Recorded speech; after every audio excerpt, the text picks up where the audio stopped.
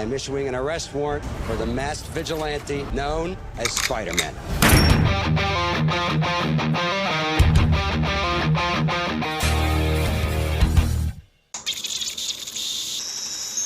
Hello friends, my name is Stevie Cade and welcome to Film Trigger. Thank you for joining me as we continue my review series of all the Spider-Man live action movies, and we are finally to The Amazing Spider-Man. That's right, a movie I loved since before it was cool, and I can't wait to talk to you guys about it. But before we do, if you want to support this channel, you have to bow down to the YouTube standards and algorithm gods and hit that thumbs up like button, the subscribe button, and the little bell ding thing so you get notified every time I upload a new video. And also, YouTube demands that you give us your social security number, your mom's maiden name, the street you grew up on, your favorite pet's name, and a blood sample. That was a joke. Don't really put that information out there. I'm being silly.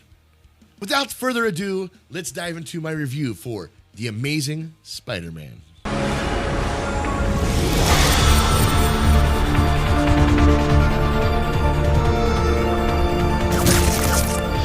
That's right, The Amazing Spider-Man, the movie that was one of the quickest turnarounds for a reboot of its time, which was actually ironically beat out when they rebooted Spider-Man again. I fell in love with this movie from the first time that I saw it. So put some headphones on, get comfortable, because we have a lot to talk about here. Before I dive into any critique of this movie, I just want to give this movie a shout out for its Stan Lee cameo.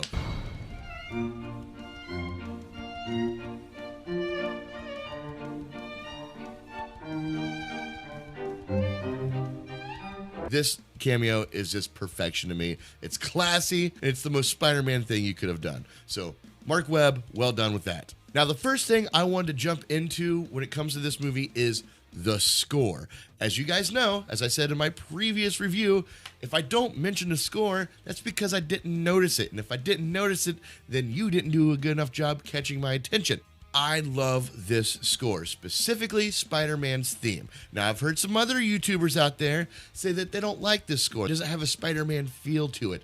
I 100% disagree. I don't know how else to explain it besides saying it has kind of like a tech curiosity to it. It's impactful, it's dark, it's curious, it's triumphant. I think it really just grabs a hold of what this movie is and the entire feel of the movie, and it just flows right with it. And not just the score, but also the soundtrack that comes with it. It's got this punk rock sort of alternative sound to it, which in my opinion also mirrors Peter Parker's kind of outcast character in this film. So my hat is off to you, James Horner. I thought you did an amazing job. Every scene has its own vibe to it, and you did a great job. All those naysayers can suck it. Now let's talk about casting, because we have some heavy hitters in this movie. Martin Sheen, who has 7 Oscar nominations, followed by Sally Field, who is a 2-time Oscar winner. You got Emma Stone, who's a 1-time Oscar winner, and Andrew Garfield, who got Best Actor nomination for his role in Hacksaw Ridge. These are superior and seasoned actors, and it shows throughout this entire film. And the fact that we have these actors in this movie can be 100% credited to Francine Maisler, who did the casting for this movie and did the casting for a lot of other great movies, by the way. And this complements how well all the sub-characters are fleshed out. And what I mean by sub-characters is like the Spider family. Of course, Peter Parker is the focal point of the movie, but everybody around him is just as important. Uncle Ben, played by Charlie Sheen. No, not played by Charlie Sheen. That would have been a whole different movie.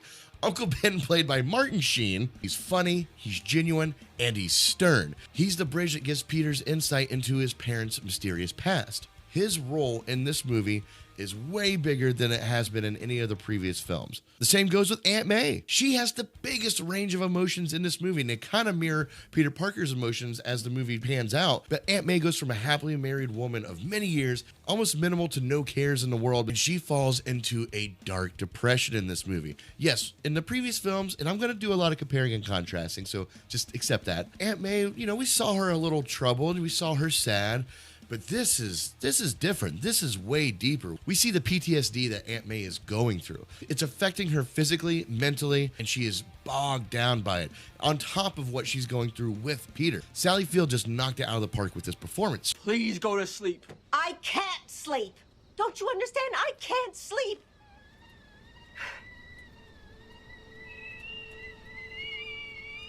You can feel the pain, the sorrow, everything. Again, Aunt May, not just one note, multiple layers to this character. I think it's fantastic. Great casting choice, great character development with these two specifically. And another one that's great, the Flash. Not the character The Flash, but Flash Thompson, the bully, because he's more than just a bully in this movie. He starts off as the bully, but even Flash has character development in this film. But this Flash, we kind of understand him a little bit. We kind of understand who he is besides the bully. He's not just going around picking on kids because I'm a big dude and fuck you, kid. Again, layers. Layers are important. Come on, get up, Parker! Feels better, right? Look, your uncle died. I'm sorry. What's up, Parker? Coming along, man. It's a cool shirt. Dude's crazy. The chicks dig him. Like most of the characters in this movie, he's not just one note. You have to give this movie props for that. Gwen and Peter's love story. Man, what a great one. And a lot of this probably has to do with the fact of the actual chemistry that was going on between Andrew Garfield and Emma Stone, because they had a real blossoming relationship in this movie, or during this movie, and that shows on screen. And even if I think they were in a movie now together, even without them being a couple, I think they would still have that great chemistry. But not just their chemistry, but the characters' lives are very organically woven in with each other throughout the film. Nothing seems forced, nothing seems rushed. It's not like, you know, at the end of Spider-Man 1 where Mary Jane out of nowhere tells Peter Parker, "Oh, it's you. I was thinking of you. I love you, Peter." Nowhere in Spider-Man 1 did she ever hint that she loved Peter Parker until the very end. This one, we see it blossom and develop, because that's how you tell a story. But it's also presented with some pushback, specifically from Gwen Stacy. She has her reservations. She knows this isn't going to be good for her. She should probably just walk away from this, but you can't fight true love, I guess. I'm in trouble. Now, on to Peter Parker and the all-around story being told here. This movie was a huge departure from what we've gotten previously, and in my opinion, it had to be. It had to be completely different. If I wanted to see the same shit that I just got done watching, I'd go back and watch the old shit. I needed something new. It wasn't until this movie came out that I connected with Spider-Man. It wasn't just like cartoony, fun superhero. So Marc Webb had to rebuild these characters without changing them too much. And I think he did a great job, specifically with Peter Parker. He went from a quiet nerd to an introverted outcast. Parker, Yes, sir. you want to keep that skateboard? Yeah. Keep it off the ground. Wheels up. Like that? That's it. Okay. He has principles and integrities before he becomes Spider-Man. Prime example is when he stands up to Flash. Take the picture, Parker. Put him down, Flash. Take the picture. Put him down, Eugene. Even though he knew he could get his ass kicked, he stood up to Flash because that's just who Peter is. He didn't need to be Spider-Man to have that integrity in him. Marc Webb did a great job separating himself from the Sam Raimi series. And sometimes a little too noticeably so when it comes to Uncle Ben's, responsibility line. You could tell that they were really dancing around trying not to say, with great power comes great responsibility. But that impact shines throughout the whole movie. When you're not repeating the exact same line that is in the comic book, you have to flesh out the story around it, which is what Marc Webb does. Because we get another origin story of Peter Parker after we had just seen an origin story of Peter Parker. But origin stories are important. I mean, even the slightest change in an origin story can dramatically change the characters that you're watching. Instead of looking at it like, oh, here we go again, just pay attention to the story because it's imperative to how the rest of the movie plays out. I mean, in comparison, think about Spider-Man No Way Home. Spoiler alert here. If you think about the fact that we never actually had a origin story for that Peter Parker, they just spent an entire fucking movie to reset this character so we can watch him kind of have his own origin story. So yes, origin stories are very important. And my main point here is that this is not just a superhero's journey.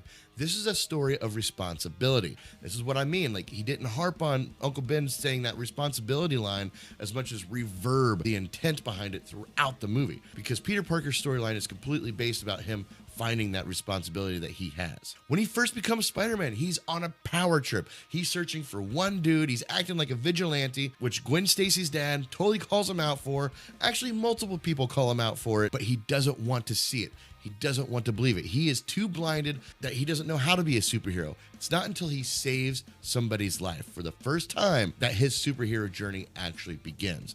That's when it clicks in his head what he can be, what he should be, what his responsibility is.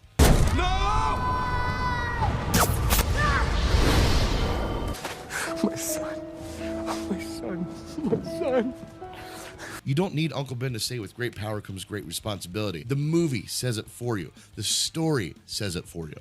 But leading up to that, we see Spider-Man in a way that we never actually got to see him before. Well, kind of in Sam Raimi's Spider-Man 3, but that was more cartoony. But it seems like him becoming Spider-Man is almost like him taking drugs. It's affecting his life in a very negative way, like his life outside of Spider-Man. But when he is Spider-Man, he's on this vibrant high. Come on, let me go. Stop it. That isn't funny.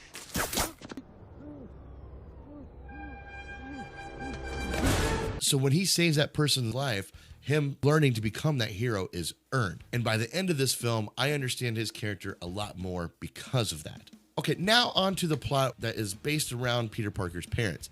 This is actually, I thought was very, number one, important because we never heard a word about his parents previous to this movie. His parents' storyline is woven throughout this entire movie. It's the thread that connects everything together. The idea that his dad is involved with the genetically modified spider project. This gets him involved with Dr. Connors and essentially sets up Peter to help create his own enemy.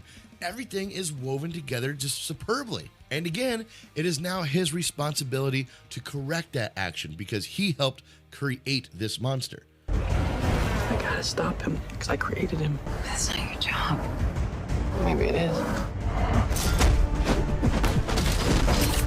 And all of this is being intertwined with Gwen also being Dr. Connors' intern, Gwen Stacy's father also being the police chief, and a quick shout out to Denis Leary, by the way. Great casting choice once again. Everything in this movie just connects in a very smooth, organic storyline. Now the story is being told very fluidly.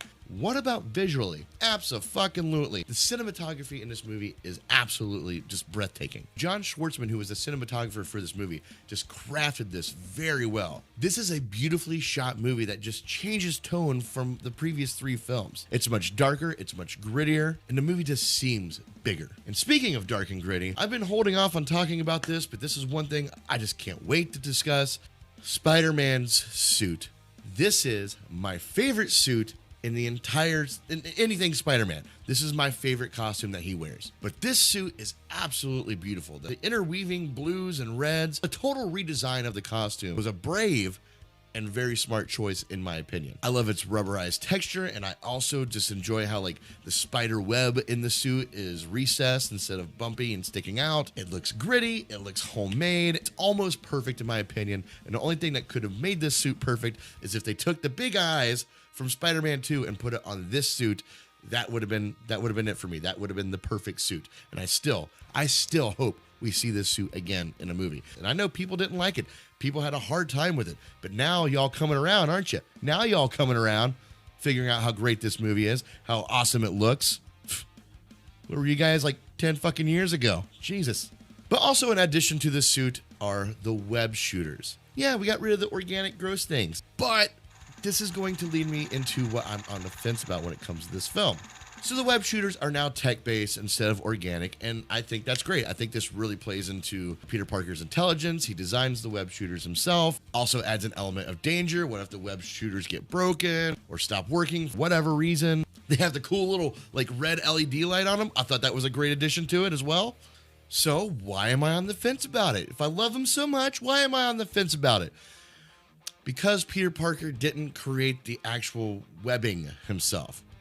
Oscorp created them. It was their product, which raises a whole bunch of other questions. How much of this stuff does he have? Because it has to be a finite supply. He's not constantly breaking into Oscorp and stealing more. Or is he?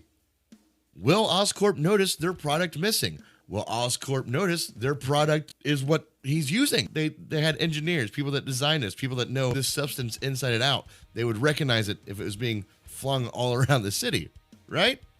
Right. These are a lot more questions than this webbing should have. I do get it. It has something to do with, his dad, and the genetically modified spiders that helped create this and blah, blah, blah, blah. But at the same time, I kind of wish he just would have made it himself. That's why I'm on the fence with that. Another thing I'm on the fence about when it comes to this film is Curt Connors and, his character as a lizard in general. But before I dive into that, I just wanted to make note that we spent 3 movies in the previous films with Curt Connors in every movie, and we didn't even hint at this storyline. Weird. But this version of Connors, it doesn't really connect with me very well. Like, it's not bad, which is why I'm on the fence about it, but there's just a few things that separate it from the rest of the film. As a doctor, Curt Connors has this integrity. He doesn't want to test it on humans until it's right. And then all of a sudden, he's testing it on himself. This decision doesn't seem like it flows with who his character is. Up until the moment he does it, he is 100% against human trials. It's one of the few aspects of this movie that I felt were pretty rushed. Also, Rhys Ifans' acting in this movie it's a lot more stage theatrical than it is cinematic, which works really well when he's Lizard. It's very animated, which when you're playing a lizard, that animation works. But he also acts like this when he's Curt Connors, and it just seems overly dramatic compared to the rest of the acting around him. It really sticks out for me. Your father and I were going to change the lives of millions, including mine. Extraordinary. How did you come up with this? There's a rumor of a new species that can be aggressive if threatened. And then when he becomes the lizard, like, the actual lizard storyline that the lizard is trying to accomplish here is going to bring me into what I don't like about this movie. The lizard storyline was completely and utterly rushed through. There was an amazing plot that was supposed to be told here. He was wanting to turn everybody into lizards because that's the supreme being, and he's lost his fucking mind, and he thinks everybody needs to be lizards to survive for evolutionary whatever mumbo jumbo he says. But we never see it play out. I wish they would have spent more time on this concept. I wish they would have spent just a little bit more time showing him turn people into lizards. Sorry, hearing that sentence come out of my mouth was, I don't know, kind of humorous. Anyway, if we would have seen the impact of what he was doing, that would have made this third act a little bit more suspenseful. But that was rushed through, and I'm not sure why. Because I know there's deleted scenes where more people were turning into lizards, and I think we should have spent more time on that. Because right now, it just seems like he's just a random madman doing random shit. The countdown clock at the top of the building. You have this much time, or otherwise agent's gonna go across the city and turn everybody into whatever. I've seen this concept way too many times. I will give the movie credit. This is the best I've ever seen that concept play out.